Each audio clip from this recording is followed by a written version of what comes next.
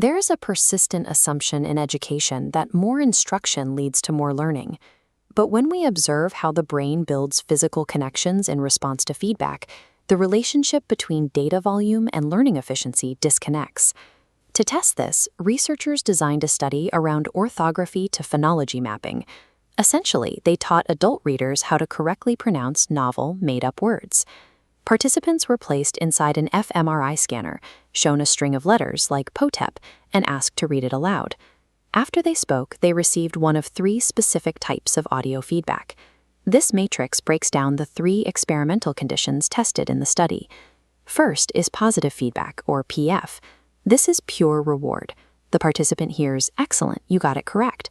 High praise, but 0 specific information about the task itself. Second is content feedback, or CF. This is purely instructional. The participant is told, "It's always best to blend POTEP. It contains the necessary data, but lacks any positive reinforcement." Finally, elaborative feedback, or EF. This synthesizes both elements. The voice tells them, "Excellent, you blended POTEP," linking the verbal reward directly to the specific skill content.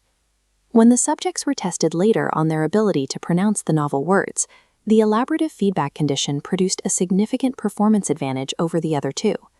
Simply appending a few words of basic verbal praise to the instructional data yielded a nearly 20% jump in reading accuracy. To understand why, the researchers mapped the neural activation patterns happening beneath the surface. Logically, since the elaborative condition produced the highest behavioral accuracy, we would expect to see the highest levels of blood oxygenation in the brain's reading networks during that specific feedback. This fMRI contrast map reveals a paradox. It compares content feedback against elaborative feedback. In Panel A, the cool blue colors represent areas where pure instruction triggered significantly more neural activation than the elaborative condition. Pure instruction triggered extensive bilateral activation in the dorsolateral prefrontal cortex, the inferior frontal gyrus, and the middle temporal gyrus. These specific regions are the brain's heavy lifting centers. They are recruited for intense working memory and highly effortful reading. Now look at this bar chart showing the behavioral testing accuracy side by side with that neurological effort. The purely instructional content feedback condition, represented by the green bar, resulted in a much lower final accuracy score, despite the significant neurological energy the brain expended trying to process it. Under pure instruction, the brain's working memory and reading networks work harder, yet the resulting structural learning is inferior. To dismantle this paradox, we have to establish a baseline. We need to see how the brain reacts when it only receives reward, which the researchers tracked using the positive feedback control. Panel B isolates the specific regions activated by elaborative feedback when contrasted against that purely positive baseline. There is distinct activation in the ventromedial prefrontal cortex, or VMPFC. This is the neural structure responsible for encoding social and reward value. Simultaneously, elaborative feedback activates the visual word form area and the posterior superior temporal gyrus, the specific targets required for mapping orthography to phonology. Now compare that to Panel C, which contrasts the purely instructional content feedback against the positive baseline. This reveals the missing component. While the instructional feedback activates the functional reading network, the VMPFC reward signal is completely absent. Receiving highly specific instructions without any preceding reward signal alters how the learner processing the incoming data. Without the VMPFC firing, the brain interprets the pure instruction similarly to negative feedback. This is what drives the recruitment of the dorsolateral prefrontal cortex we saw earlier. The brain perceives an error state. It forces itself into a high cognitive load working memory mode, adjusting to what it perceives as a failure. The high metabolic cost observed during pure instruction indicates cognitive strain and inefficient processing. While the cortex reveals where the effort is happening, it doesn't explain the efficiency of the elaborative condition. To find the mechanism that automates these connections, researchers looked toward the subcortical regions responsible for reinforcement learning. This graph tracks parameter estimates for the left caudate nucleus across learning exposures. Look at the blue line tracking elaborative feedback. It starts with high activation during the first trial, but rapidly slopes downward as trials progress.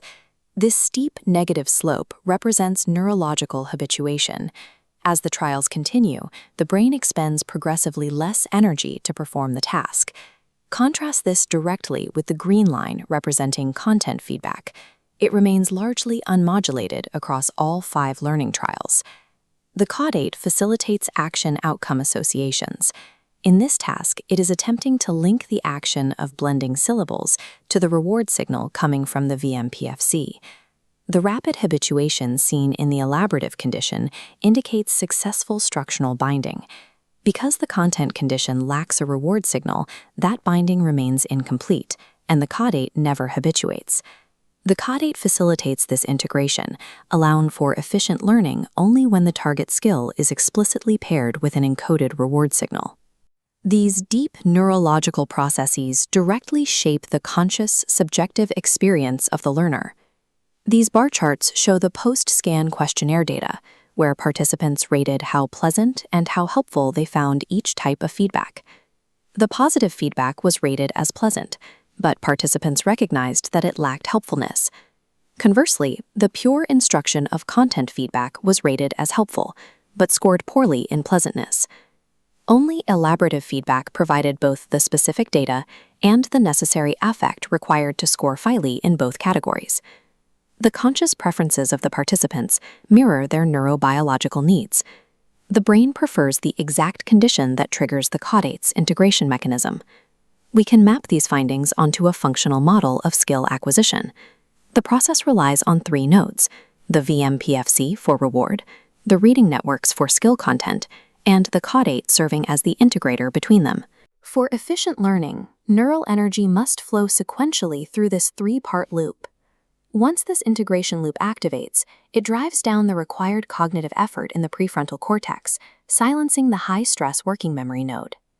This model applies directly to clinical and educational realities, specifically when designing interventions for struggling readers.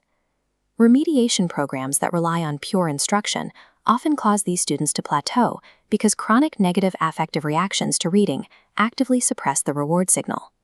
Without the VMPFC firing to validate the experience, the caudate cannot bind the instruction to memory, leaving the brain stranded in a high-stress error state. Effective pedagogy cannot rely solely on delivering raw data to the cortex. To give that data structural permanence, it must strategically engage the reward system.